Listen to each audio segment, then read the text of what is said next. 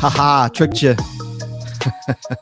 You thought we were coming on yesterday, but it actually was supposed to be today. Well, however things worked out, that's how it is. That's how it is. Ladies and gentlemen, welcome to Making Learning Addictive.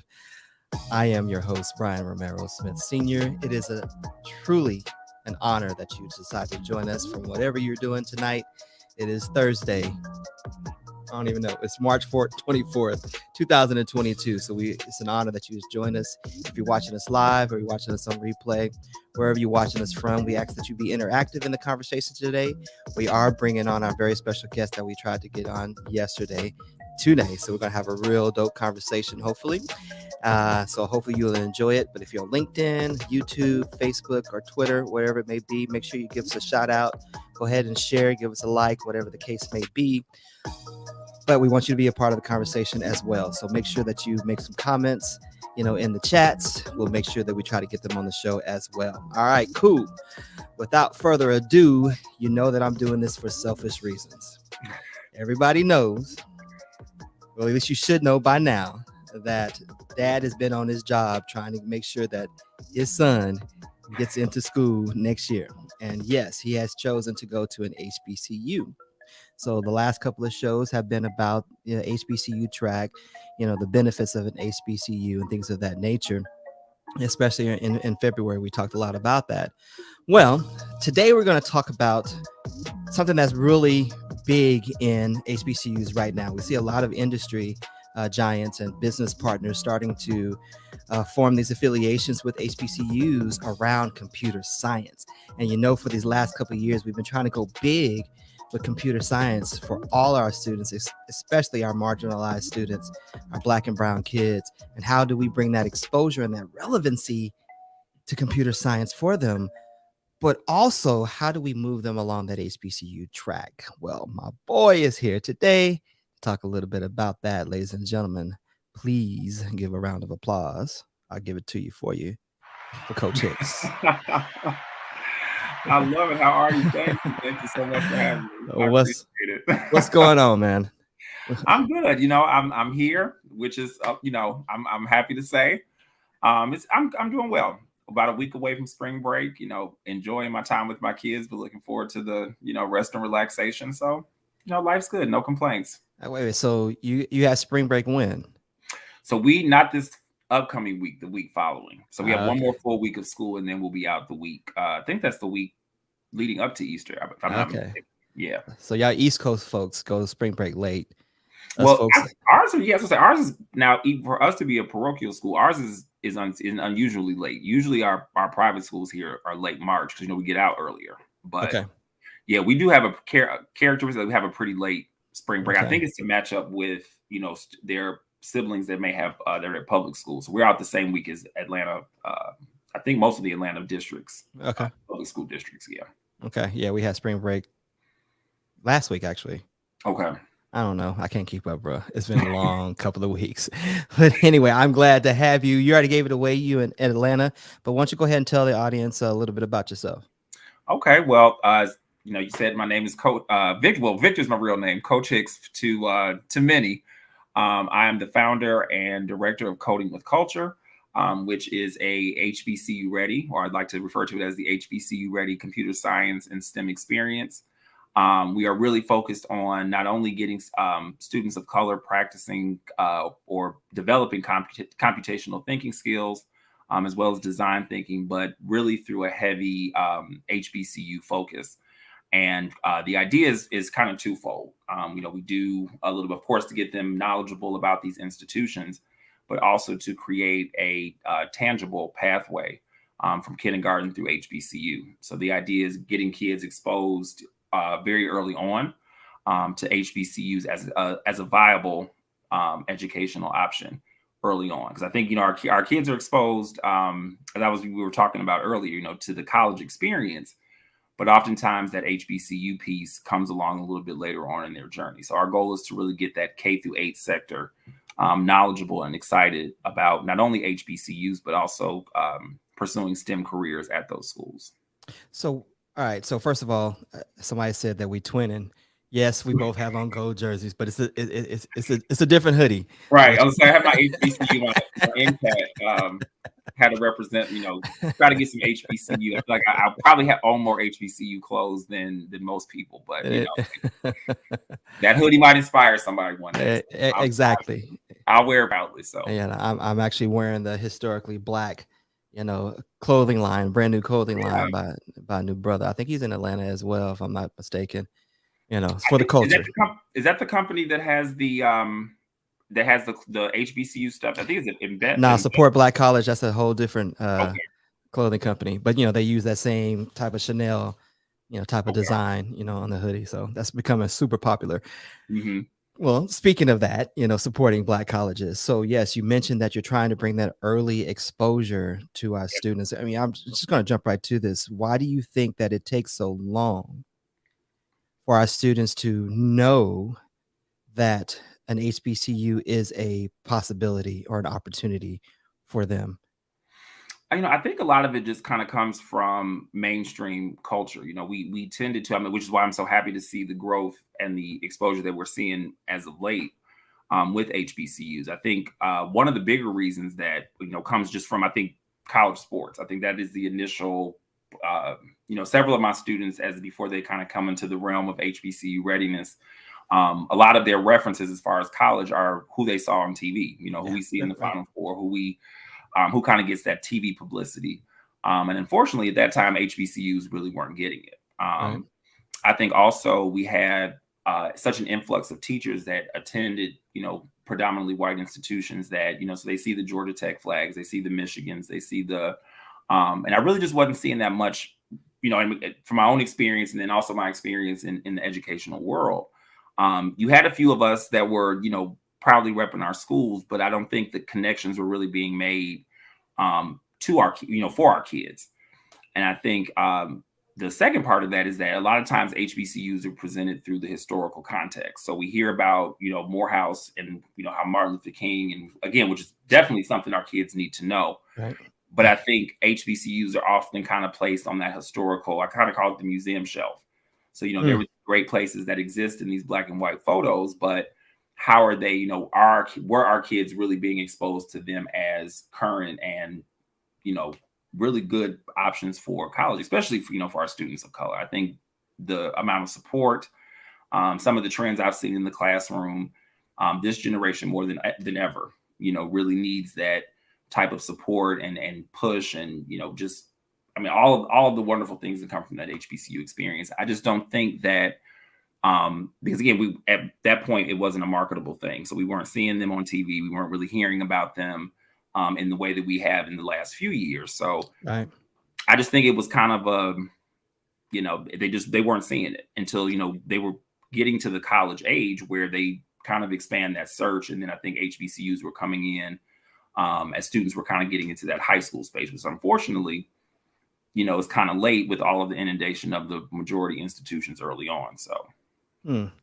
You bring up several questions that I may have. Now, let me start with this one, though, because you and I are both from the Midwest. You're from Chicago, I'm from Kansas City, Missouri. Right. And we don't have HBCUs that are too close. Actually, no, there's Lincoln University in Jefferson City, Missouri. So I went to the University of Missouri, so a PWI in Columbia. So it's actually right down the street from Lincoln.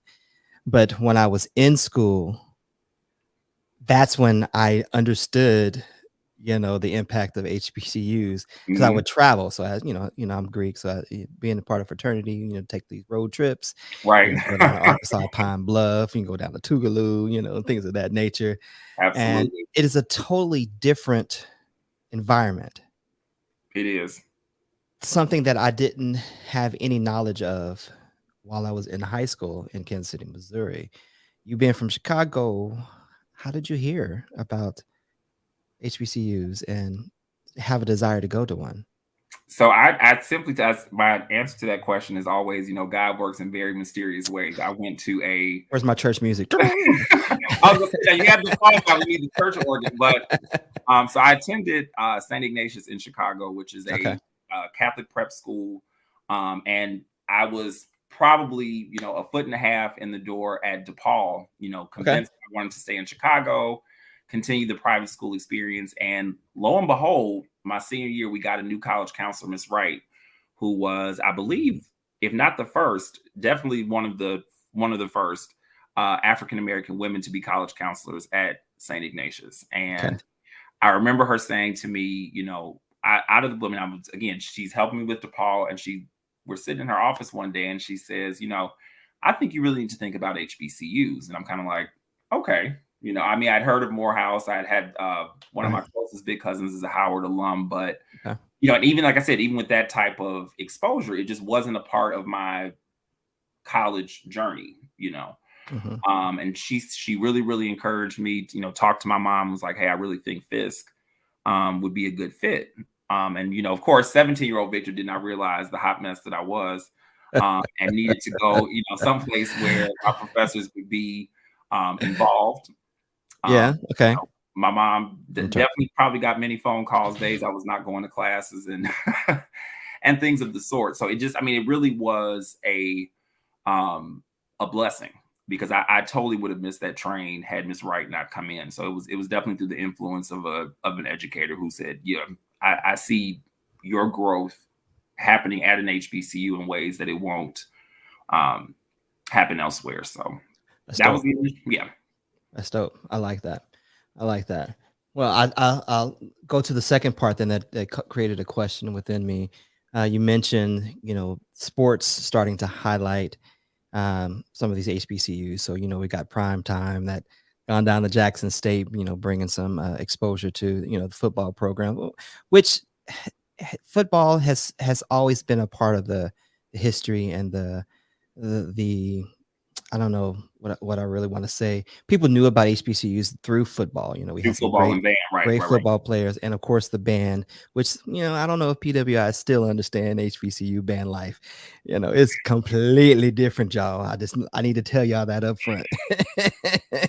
Yes, it usually it's interesting when you see the videos like of the when they play, they'll tend to play one another, and they compare the bands. You're kind of like, okay, dude. It's a little different. I should have had this video. We were at the March Madness game last week. They were actually had a round one here in Fort Worth. Nice. And so we went to, of course, to see TSU play KU, huge school, and little TSU. We knew we were going to win the game, but they made the mistake of having the mascots dance against one another. I did see the video. You saw that video? But it was so bad. It was like, how you see like the inevitable crash happening, and I was like, when that mascot walked out there, and I'm like, I think that Tigers jersey says TSU, and I'm like, right. I was like tapping my phone screen, like, don't do it, don't. But even that, and then the band playing, people were applauding the musicianship and the craft that was on display, in an artsy way from TSU. People hadn't been exposed to that before. People were standing up applauding, the band when they were actually playing and performing. And of course, the Tiger got all the love. He was signing autographs out by the, the concession stands. It was actually hilarious. But, bringing it back though, we also see that Ralph Lauren has started to, bring some exposure to some HBCUs as well with the, new look on the clothing line. However, we see this tendency though for this exposure to go towards some of our larger HBCUs. Are you intentional about a focus of exposure to some of our smaller campuses as well? Absolutely. So one of the things that we do, and kind of when I start our sessions with our kids, or even with our some of the things I've done in the classroom, to kind of hook, to kind of get an idea of the kids, prior knowledge of HBCUs. I definitely kind of use that as my, I guess kind of the way to ignite the flame. So because everybody's enamored with the job that Prime Time is doing at Jackson State. Again, you have kids that have the connection with Vice President Harris. Right. And Howard University. But we intentionally point out a lot of the smaller HBCUs. So when our kids are doing their design of HBCU campus in Minecraft, a lot of their videos are we do, because kind of how we set the lesson is they tour the different campuses virtually through YouTube or a lot of the digital resources that have come out. And I make sure that we're highlighting the Cheneys and the Oakwoods and the Fisks and the Bennetts. Because I think what we realize is we have to start getting, and the larger HBCUs, just like, all types of different, the diversity in the types of colleges also exists in HBCU. So even personally as an educator, knowing that some of my kids would benefit a lot more from a smaller HBCU experience versus others who may be ready to go to a Tennessee State or a Howard. So I think it's definitely important to be intentional because, again, so much of the highlight comes from the schools that have the huge football programs and the bands. And I do want them to get their shine as well. But, kind of using that spark to say, well, hey, there's numerous, definitely the 106, official HBCUs, but also exposing children to Black colleges, those that don't fall under the some of the designation that, that I guess give schools the HBCU status. Right. I think, it's definitely very, very important to highlight the diversity within those HBCUs, because even though they're all Black colleges, there's so many different campus, vibes, and just kind of the community varies from school to school. East Coast HBCU versus, Southern, small school, big school, single gender versus co-ed. So I think part of the beauty of exposing those young kids to HBCUs early on is it gives them time to see the beauty in the diversity of those schools. Okay. I love that. All right. Let me ask the dumb question then. So why computer science though? Well, I think computer science, in where we are, in the 21st century, I just, as an educator, feel like it's almost irresponsible to not give our kids that foundation, and I do want to be intentional and say it's not just within the world of coding. I think that's one of the things we kind of sold our Black and brown students is that, if you have to code, it's coding. Right. Great entryway, I think, but we really want the idea we want students of color to start closing the gap on is the idea of computational thought. So can we think technically like a computer to solve problems? And that opens our students' doors to just a different level of career readiness, Right.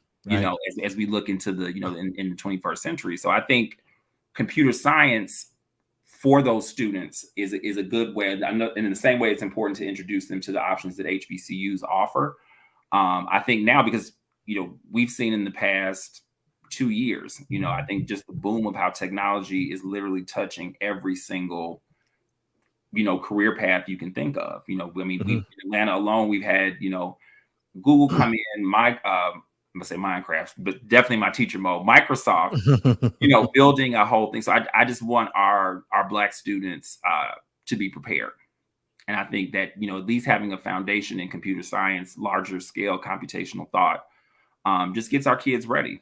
And I think HBCUs are a great path because it is uncharted territory for a lot of our kids. So I think when you combine the caring environment, when you combine the professors that, again, one thing we know is that everybody in HBCU, nobody's there not trying to see Black kids succeed, or else they wouldn't be there, So I think when we're asking kids to, trailblaze in a sense, and really start to shake the table of a career path that was traditionally for, held by white or Asian men, that they do someplace where that path to excellence is unapologetic. So those computer science professors are not only just teaching, they're also mentoring and preparing, because the tech world is not easy, and I think navigating that space, sometimes, we've told kids, which is great, hey, you code, you go in and you're going to be good. Well, as we've seen with a lot of the late happenings with technology, our kids have to be prepared. It's a big field, but it's a tough nut to crack sometimes. So I want our kids to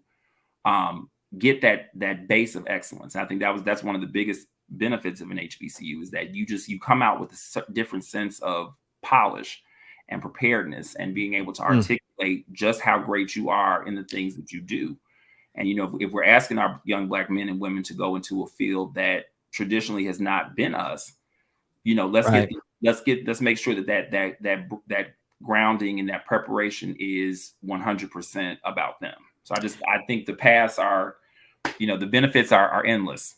Yeah, I'm really excited, to be honest with you, because, for years we've been trying to, increase the diversity and equitable opportunities in the tech space, Hmm. beginning in Silicon Valley and branching outward, and then also getting these people to not just recruit but be involved in the cultivation, of potential talent, Hmm. and I like the fact that many of these HBCUs are building programs, that will prepare these students for this particular space, which is going to be an extremely popular and very Oh, yeah. important space moving forward. So with that being said, what is it that you could tell, for example, say a kid has never been exposed to any of this, because let's be honest, right now education is a hot mess, right? Oh, Right. oh, yes.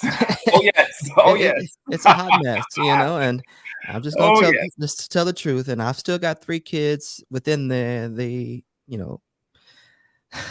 the pre-secondary system. One's a high school senior and 2 in middle school, and it's a fight as a father on a Hmm. daily basis to ensure that my kids have what they need in order to be successful, and I've had to break it down to be just successful for this doggone day.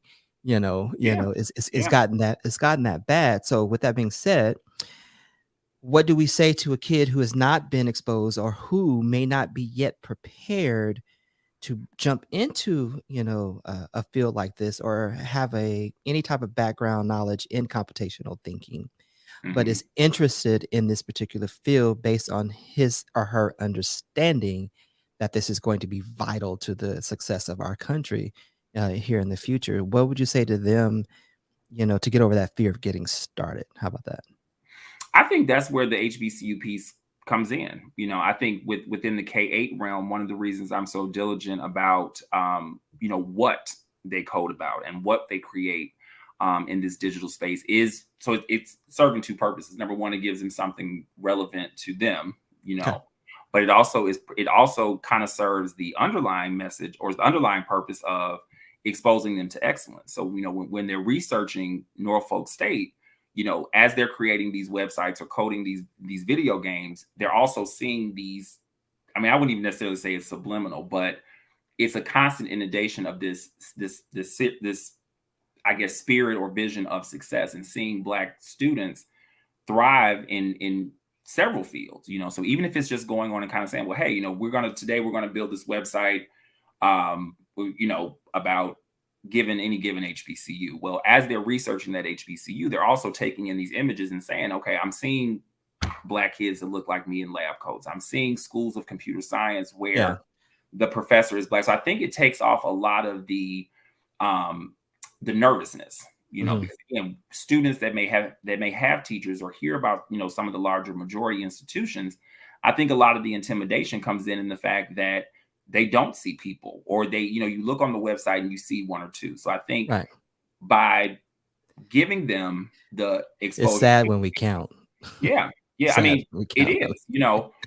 But and not saying, because the thing that I love that students of color, or Black students rather, or all students of color, but Black students in particular, are thriving in those environments as well. But I think there's more students that we're missing, to your point, because they do feel that intimidation. It becomes very easier, or it's easier to kind of go into fields that are more traditional for us until Okay. they see Okay. that there are schools of computer science where the professors are Black, where the students are Black, and these schools are obviously pushing out enough success stories that you have Apple, and I mean, I love the fact you brought that up earlier, that there's so many companies that see the potential in these HBCU students, that they're investing billions of dollars to put these technology initiatives in these HBCUs.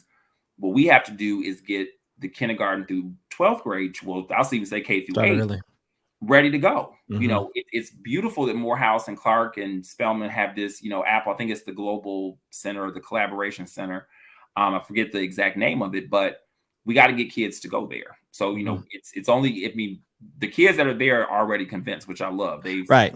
signed, sealed, delivered, but I think we have to start saying, so when that kid is in first, second, third grade, and they're into the scratch coding and they're building all these cool things, it's like, hey, there's people that are doing this, in places that look like you. And again, I think, in this world, we would be remiss to say that some of our students just feel safer in majority environments. I don't think there's anything wrong with that.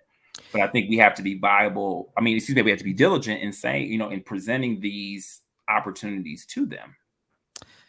So then, all right. So we start early. So I'm an educator. Mm-hmm. I started really early, but my kids personally, the younger two, actually the older two were not in the beginning, but they are now, but we're not interested in coding, So, we buy the Ozo bots and the dash and dots and the heavily into Minecraft, the battle side, not necessarily the creative side or the underneath behind the engine side of it, the coding aspect of it, because it had to go further than just representation for them. How do we make it relevant? Because you talk about, awakening the genius. We know they have it within them, but how do we make it relevant enough beyond the representation that they see to awaken that genius, to push them forward or give them that innate motivation in order to move forward with this? Well, I think first thing we have to do is we have to take out the equal sign between, computer science and coding. Right. I think, one of the things is that, and it's interesting. I tell parents all the time, I said, coding is a hook in the same way, we would teach area and volume in math. It is not all encompassing. I think the way to really start to spark that genius awakening is for children to see, again, that diversity in, not people wise, but just subject wise, under the guise of computational thought. So again, making sure that, my own classroom with the Coding with Culture kids, that's taking the Minecraft, the battle side and the creative side and saying, okay, you still have to kind of go through a thought process. There's yes, you're right. There's, you have to go in and think algorithmically, right? It's these steps and it's debugging, which are all this. So I think by giving them the larger picture of all the things that computer science or computational thought encompass, so many kids are surprised to realize that things they're already passionate about, right, fit that. There's project managers, and there's going to be such an influx or such a need for people who can think computationally in web design, in music, in video production, in education. So I think the thought of it is that to give kids those to show them just how many entry points there are. I love the fact that Hour of Code was the initial piece, because I think that kind of got the awareness there, right? That kids younger than high school needed to start at least being exposed. Right. But I think that we dropped the ball in that being the catch-all. So, teach my kid to code, teach my kid to code. And it's like, well, the kids that like coding will keep going with that, but right. It wasn't until I really started teaching middle school students. And, I had 7th graders who were just like, Coach Hicks, we love your class because you're cool, but I don't like to code, and I remember a story that stood out for me. I think probably was one of my, brightest as an educator was one of my 7th grade female students. And she said, well, Coach Hicks, I'm going to do hair. And, and she was great. I'm not going to, because, you have these kids, your classmates coming in here looking like, they stepped right.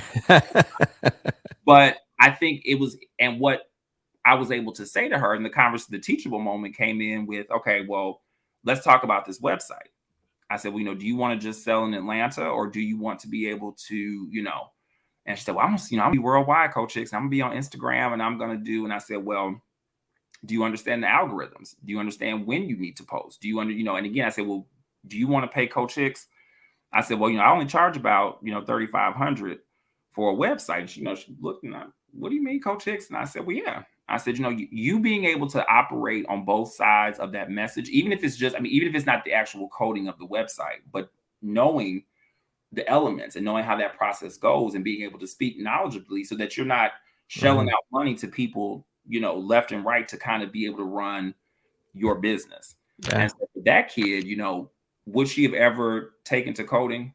Probably not, but that's website design became an issue. She wanted to learn more about, I think our kids are wonderful consumers Oh of, yeah. Social media, but it's like, that's a business, Yeah. and that to me ties under computational thought as well, and we need our kids to be able to, I think that's why we're seeing this huge, See.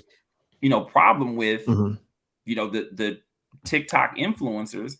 The content is us, but the people making the money, unfortunately, but again, it's an understanding of that computational thinking, Yeah. that technology, that larger piece. So again, coding is just, you know, literally one small sliver of Right. that 21st century college and career, pie, so to speak. So Yeah, I think that's the relevancy that I was looking for because, that's all tied into meeting them where they are, and that is where they are. Now let's see what's underneath all of this so you can actually understand how all of this works. So mhm, you can be the one that's not just consuming, but you're doing the creating and benefiting from the creation in itself. right. Man, I love it. So with what you're doing with coding with culture, so I got your website up there, and ladies and gentlemen, you can follow them on Twitter as well at coding W culture. I guess you couldn't get the width, because I it's too many, tried. I kept trying. It too was many like characters. it was leaving me with coding with cults, and I was like, yeah, that's. Yeah, right, right. You don't want to do that. I said, we'll go ahead and shorten that with. Love it, love it, love it. Yeah, that other shortened version, I was like, yeah, this is, my mother's, I'm sure she's listening. I was born and raised Catholic. Mama Hicks was not having coding. Love it, love it, love it. So when people come to your website, though, what is it that they're going to find, and then how can they get involved? What you're doing? So we offer, right now, we've been pretty much coding with culture. Actually, interestingly enough, was kind of born out of the virtual teaching space. And I really saw a lot of my kids, if there was an uptick or upside to the pandemic, it really kind of leveled the playing field. A lot of my kids who struggled in other areas academically really were shining in the virtual, computer science computational space. And so I said, well, hey, maybe this is worth, let me see if I had some friends that asked about coding, just kind of seeing some of the posted things I was doing in my classroom. And so decided to roll it out. So a lot of what's on our website are our class offerings. We're actually updating it this week for our summer programming. Fortunately, we've been able to partner with a wonderful makerspace here in Decatur, Georgia. So we will have some live classes offered. That should be there too. But also this with our website revamp, also offering more information about HBCU computer science programs. We kind of want our website, or not kind of, we do want our website to be a hub for students in the K through 12 space, also who are interested in finding out more information specifically about STEM programs at HBCUs and STEM and computer science programs at HBCUs. That's actually my mentor. Hey, Oh, for Natasha. real?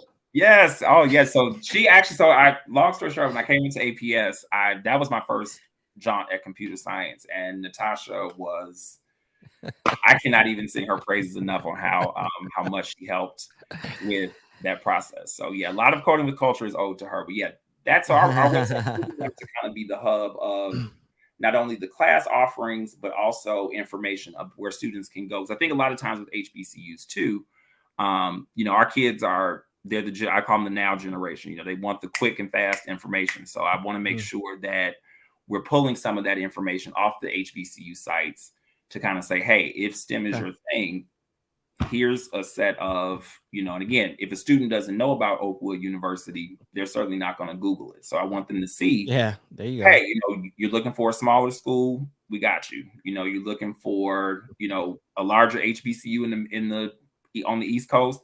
Here's Coppin State. Here's this. So really, I wanted to kind of, or as we build it out, I build it out because we're a very grassroots organization, but kind of to start becoming that hub. Now just kind of serves as our, registration, kind of some of the highlights, some of the projects the kids have done. But within the next couple of weeks, as we update with our summer information, you'll start seeing some of those HBCU posts as well, with information where students can find more information about historically Black colleges, STEM and computer science programs. That's dope, man. Can't wait to see that final product for sure because it's going to benefit a lot of kids all over the country. and also elevating what the HBCUs have for them. Absolutely. Actually, be able to see how they can benefit from being a part of one of those programs. Across our country here. Well, we got to get some. We don't have no HBCUs on the West Coast, so y'all gonna have to come east, y'all.